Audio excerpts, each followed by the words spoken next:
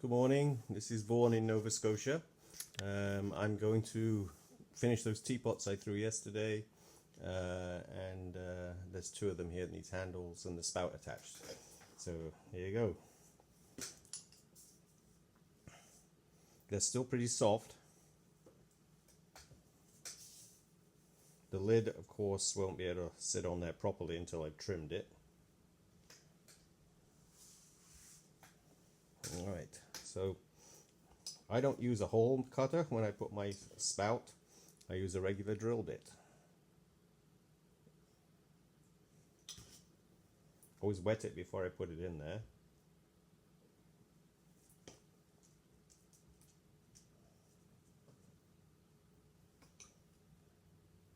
Sometimes it leaves the stuff on the inside. You'll have to use a brush to clean up what goes on the inside.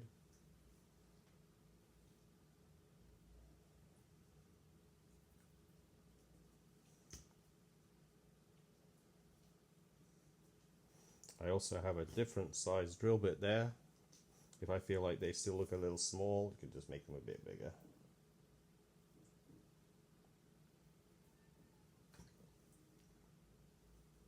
The glaze fills in the holes if you're not too careful.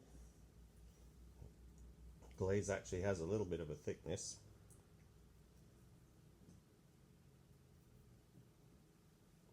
And if it doesn't want to come out like that one, you just poke it in. And then you can get to them on the inside and pull out the little pieces.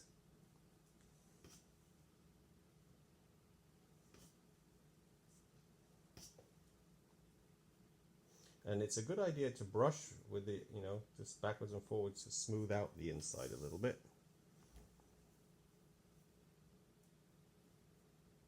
That one little piece there was really wanting to stay home.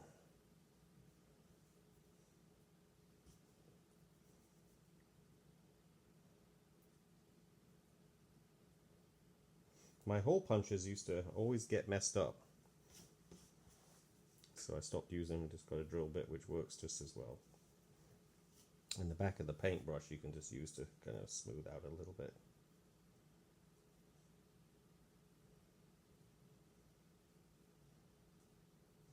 There you go, clean holes. Alright, now the spout.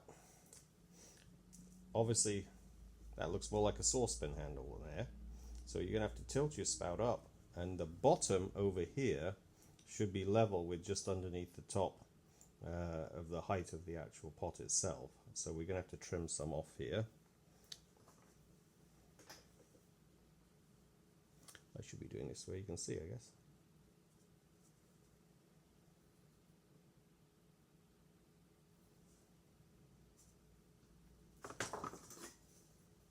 This wiggly wig thing I always find useful, just to kind of take a little bit of the thickness.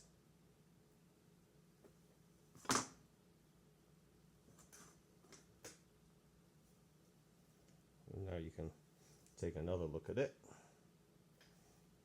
I could probably take a touch more off there actually.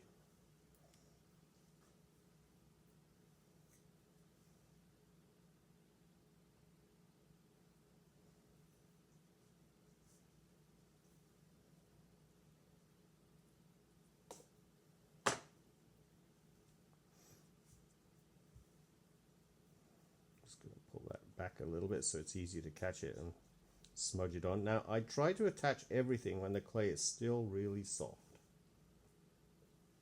Okay, so you see the height there is just underneath the height there, so when we pour it comes out of there before it comes out of there. Alright, so then I take my paintbrush. This clay is still pretty soft, so I'm just creating a little bit of slip on the surface of the clay. How soft is it? I can bend it still, it's still movable.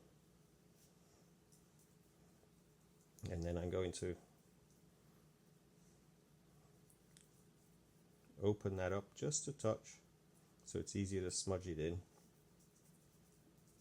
creating a little bit of slip right on the surface. This is B-Mix from Laguna Clay Company, clay-wise. It fires to cone. I fire it to cone 4. Okay, can you see that? Okay, so let's make sure. Try and make sure the hole in the center is the one that you can see. Alright, so you're going to see that. I think it looks pretty good. So then when I feel like it's okay, I'll just push and move it in a little bit.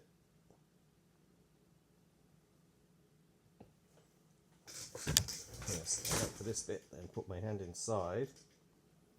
So I was saying yesterday about making your openings so you can actually get your hand in to wash the teapot up, but it makes sense to be able to get your hand in too when you're still assembling. I make some teapots that are very narrow at the top, they're more decorative, but still can be used. Now I haven't scored and scratched because the clay is still smudgy, so it's firmed up enough so that I can do this without scoring and scratching.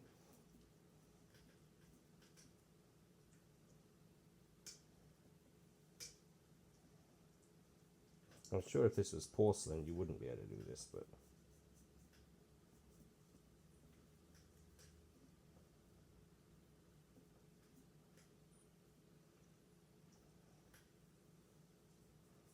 now really make sure there's no areas where it just doesn't seem like you put any pressure, so you're back pressing on the inside basically. And get your paintbrush. Try and blend it. You can make it, the join disappear altogether, or occasionally on some teapots I will emphasize the join. But this one is going to be decorated and painted with the lady who ordered them wants to have cats painted all over the whole thing. It's an old design that I used to do for about 20 years. I did this this type of design. It pretty much funded everything in the studio for about 20 years. But I painted, it's called Prowlers, you can see it on the website. And I did it with horses, cats, dogs and rabbits and all animals for a long time. Now it's kind of just done to order. I don't do it as a normal part of my studio process. There you go, teapot with a lip, spout. Now handle, I just pulled these handles so they're pretty wet.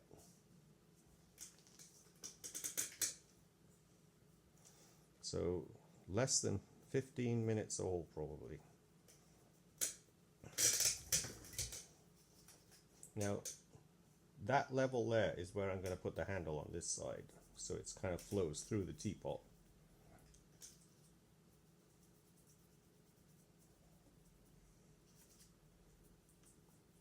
Wet down below a little bit, creates some slip.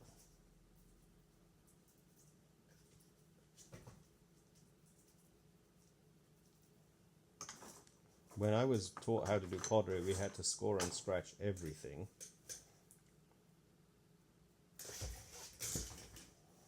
Now I'm going to angle with a join here. I've fattened the end a little bit from the handle shape, and I'm going to attach it.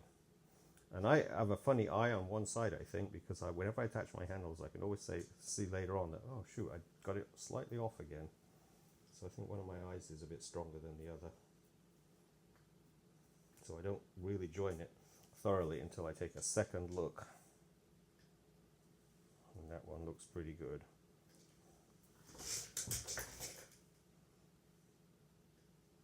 And down. So look for proportion. You want to be able to get a full hand in there because the teapot's heavy. And then I'm moving it around a little bit on the bottom just so I can once again see whether it's straight. And then I fold a bit up at the bottom. So I've got an extra thick join there, and just for extra security I get a little piece of, like a wedge shaped piece of clay, just a tiny little bit, and I stick it in the join area on the top area there, and the same at the top. I like to make sure that if somebody hits the handle of a teapot, it doesn't get broken off where the joins are. So my join is really secure. So I add extra thickness of clay above and below, just to make sure that my handle can't get knocked off. It can get broken off. You know, if somebody hits it, it'll snap in the middle before it snaps at the joins. And then using my scrap piece of clay, because this handle is fresh. I just pulled it. Get some clay underneath and give it a little extra support while it's drying. Alright, and then I just check to make sure once again it's still straight and work it in. Now, when I was learning how to do pottery, I've mentioned his name before. Gregory Allen was my teacher for pottery. I had a Greg Allen for pottery teaching, and then I had Anne McPate for my artwork as a teacher. And Greg used to make tankards. He was a follower of the Bernard Leach tradition, so he would make a tankard for the local pubs, and people would have their names put on them, not the hands,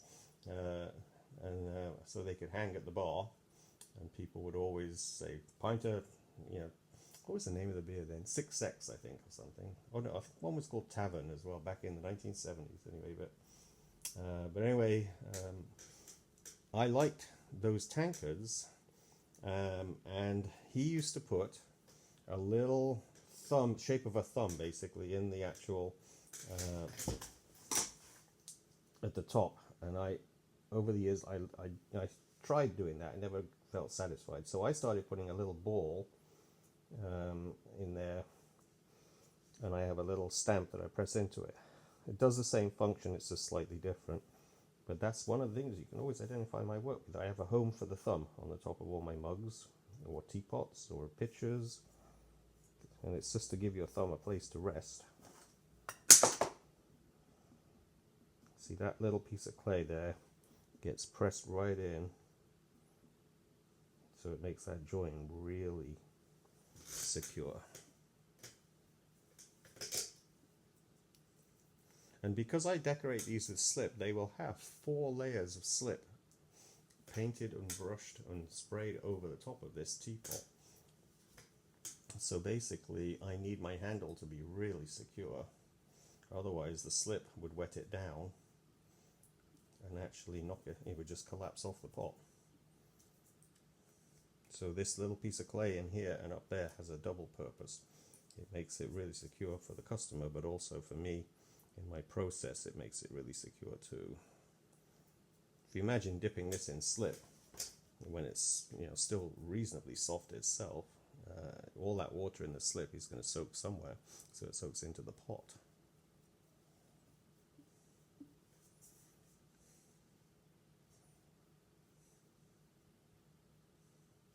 Alright, and take a look. This flows in, goes around and comes up the spout, so it's got a nice flow to it. Now, another thing I don't like about spouts is they look like teapot handles. And so what I do with my spout, just to get rid of that look, is I just take a notch out of the top. They look like saucepan handles, basically. Anyway, that's what I always felt like. The spout just looks like you're supposed to grab it and use it as a handle. Well, it's a spout. So I take a little notch out, not too much because you don't want it to escape up there. And then the teapot, sometimes customers come in and they say, I want a teapot, but I want to test it to make sure it doesn't dribble. And I actually tested a Brown Betty teapot, one of the traditional commercial teapots that you buy in the stores, and there's always one little drip goes down the teapot. So that's a commercial teapot that's been around for probably 70 years, 80 years, 90 years. Who started making the Brown Betty teapot? Whenever. But so it's almost impossible not to have any dribble at all. But the secret, if you want to trick somebody, is you dab a piece of butter on the spout just there, and so you've got an oily surface, and when you pour your tea, the water flows over, and oil and water don't mix, so it separates quickly, and then you never get a dribble and all that. That's cheating, but that's the way to do it if you want to have totally no drip. The other way is I actually make my spout curl over so it's a little bit lower than this bit up here. So if there's a little bit of water there, it's going to drip into the cup. rather than drip down into that area there. So just make sure that overhang is a bit lower than the bit on there, so it can't actually flow back down. It'll just drip off into your coffee cup or your teapot cup. Now, make sure, once again, that handle is straight, because I'm sure my left eye is weaker than my right, because that one's pretty good, but sometimes I notice. Okay, that's the one that's very stable. And this will be the lid that goes inside there. It's got to be trimmed a little bit yet, but there's the lid. And you can put a hole in the lid as you put it in. The steam can come out too. Sometimes I do that. So there's that one.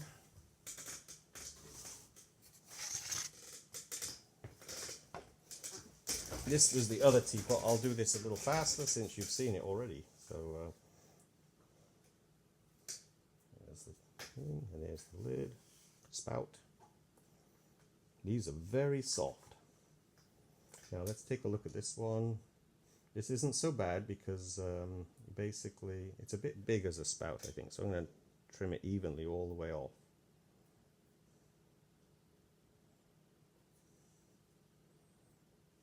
You can see how soft it is. It's sticking to me.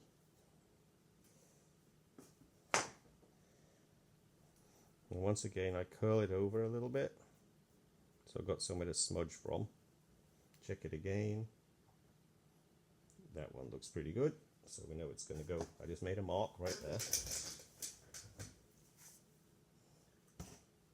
How soft is this? It's pretty soft too. I have a damp cupboard, which is basically just a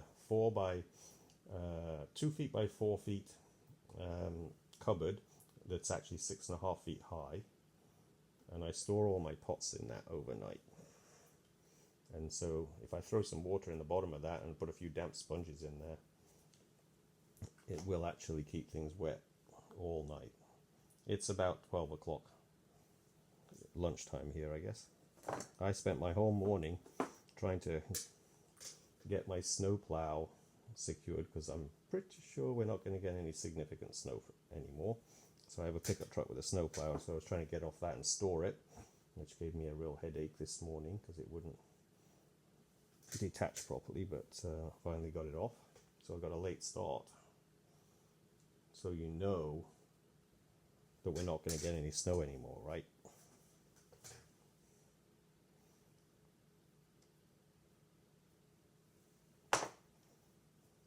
And then the back of the brush, if you want, those holes don't seem too bad, so I'm just going to squish the end of the brush in and widen them a little bit.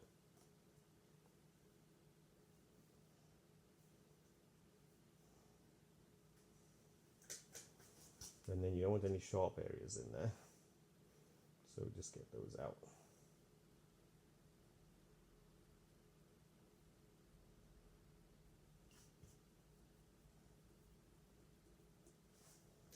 There's a few bits caught in there.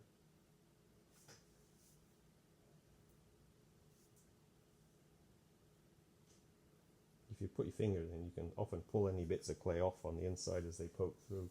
They look pretty clean. Check the inside, because when somebody's washing up this teapot later in life, you don't want to have them cut their hands on it. Because if you leave some sharp burrs of clay inside there, it's probably quite easy for somebody to cut themselves washing it up. And that would not be a good phone call that you got from them.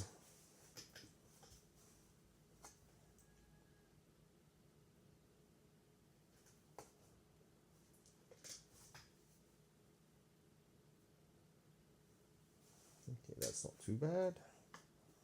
Alright, so I still see one sharp burr in there.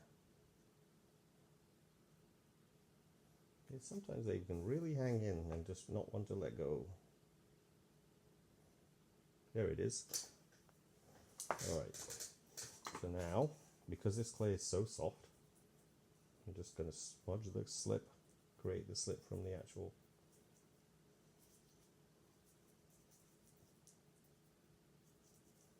And this part is so soft, I don't need to do anything to it.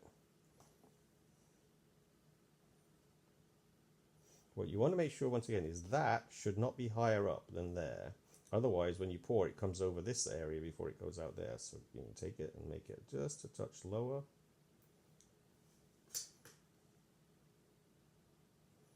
And that should be like, so that edge should be lower than that. And I always bend it down a little bit later on anyway.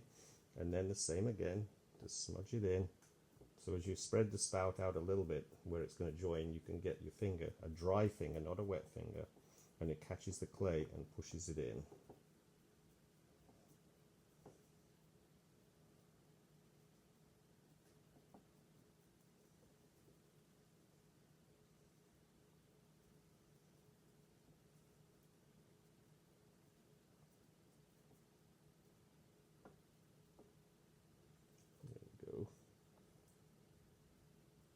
Little dry bits of your clay on your hands can often get stuck on the inside of the piece too, so always remember to sponge or brush it over after you've attached something, because the bits of clay on your hand can get into the pot. Now I like spouts to be a little shorter than I think a lot of teapots have, so this is fairly long for me.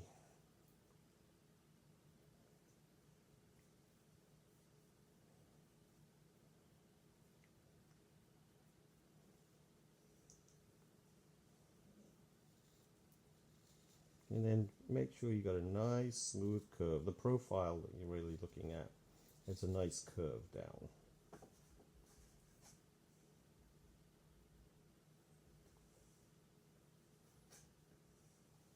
Make sure you got no burrs again underneath there where your hand was touching.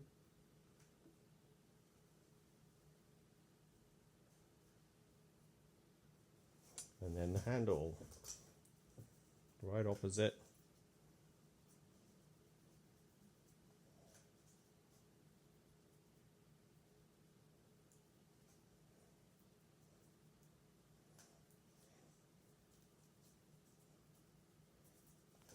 Alright, these handles, as I said, were freshly pulled, and my cat just stepped on one of them, so I had to repair it. Maybe I'll leave that one alone. I always make a spare handle.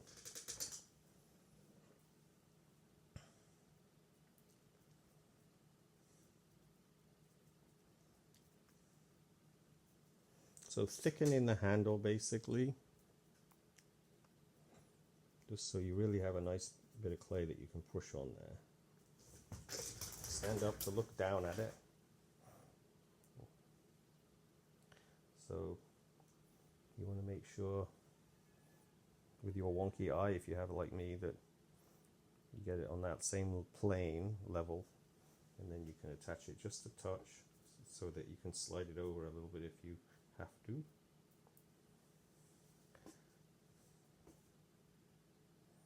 I think I'm overcompensating because I'm videoing it.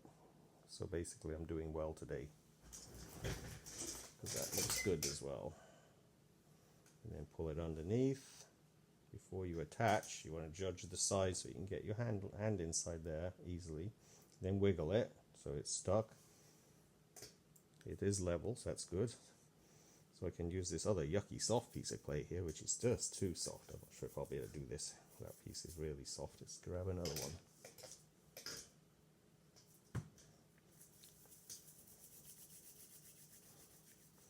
So we give ourselves a little support.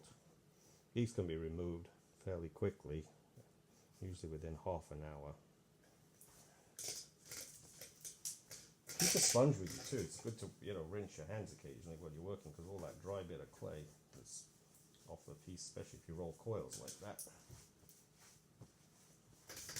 Alright, so then I pinch a little bit off the bottom of this, bend it back up.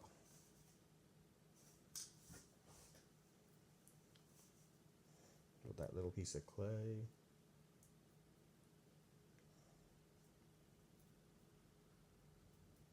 It's like a little wedge shape.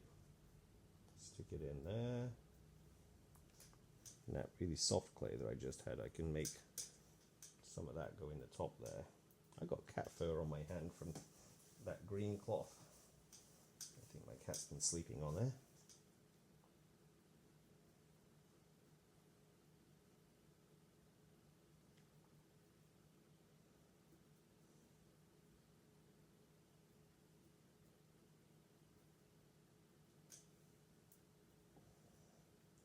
There you go, it's really smudged in nicely.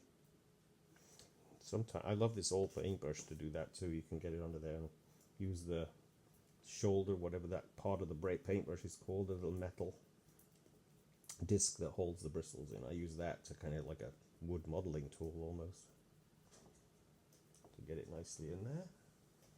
And then the bottom, see if I can get my hand in there again. Oh yes, I did a good job on that one. It's really okay if you make a smaller hole, but you'd have to use a throwing stick or something to put pressure on. I'm putting back pressure on with my finger where I'm pressing the handle in.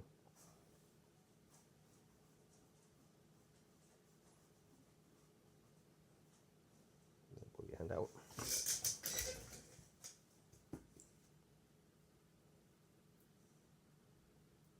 So pressing that little wedge of clay down into that gap, so I really have a solid piece of clay holding that handle onto that teapot.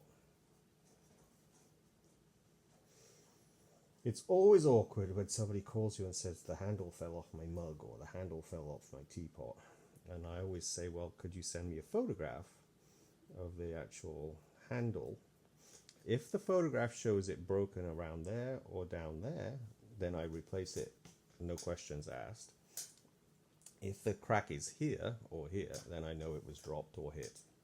And that one I just say, well, that it was obviously dropped or hit. Because my job is to make sure the handle is secure at the joint area.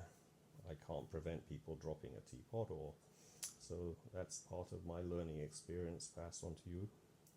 Generally, it's not worth arguing with the customer, but if you've got some science behind what you're saying, then basically it's fair to actually debate the situation. And I have actually had people call me years later saying that the handle broke, and so it's worth making sure you know what you're doing and you're doing a good job so that you can defend your side of the coin there. Now I'm just basically trying to satisfy myself with a nice curve with the handle. Alright, so now check it, because it's easy with brushing to knock it off a little bit, and then you can do the same if you want to try this. It's just I don't like my spout to look like the handle of a saucepan.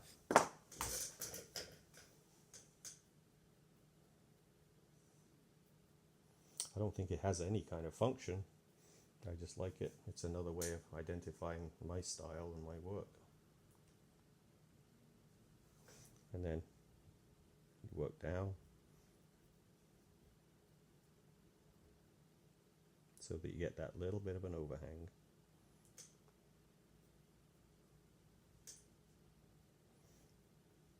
It was Robin Hopper who taught me about the butter on it. I was at a workshop with him, and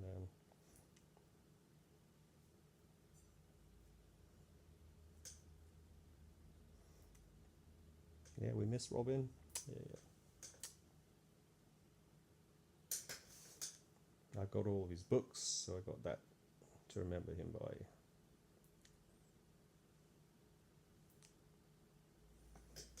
Now, take a look at his spout again, make sure it's straight from both sides. And it may bend a little bit as it's drying, so you may have to go in and reposition it, or not position, but bend it a little bit better. All right, and then, what I was talking about, make a ball of clay.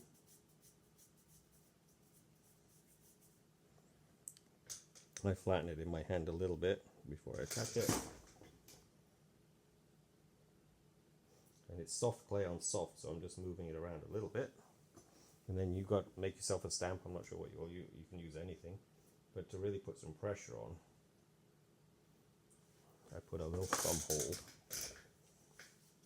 so my thumb fits nicely inside there. A smaller version for a coffee mug, obviously, and I'll do the same to the other teapot as well.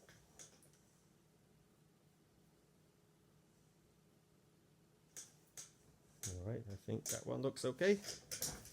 Once again, the lid will go in there when it's dry enough. It's still way too wet. Alright, let's see if I can tilt that around. Okay, teapot assembling. All right. Hope you have fun making some teapots. And lockdown week 6 coming to an end at the moment, so maybe it'll be over in another couple of weeks.